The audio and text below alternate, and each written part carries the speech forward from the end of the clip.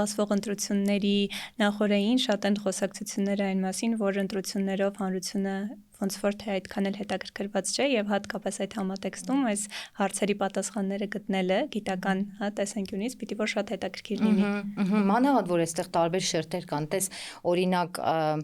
մենք ընդհանրապես հասարակագիտությունը, որը դիտարկում էր Հայաստանում ընթացող process-ները վերջին 15-20 տարում, հաճախ խոսել են մասին, որ Հայաստանում քաղաքացիական ակտիվիզմը եւ ընդհանրապես քաղաքացիական հասարակությունը վերելքի վրա է, չէ, որովհետեւ մենք տեսնում ենք, թե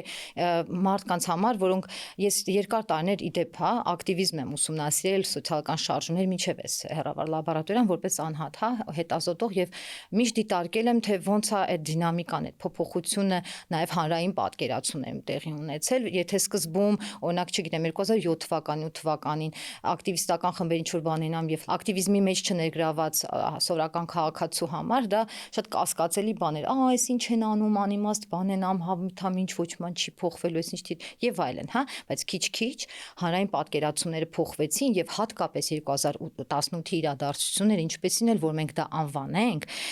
բերել էին ակնհայտորեն բերել էին մի ինքնաանկալման, որը շատ զորեղացնող էր, որտեղ մարդիկ տեսան,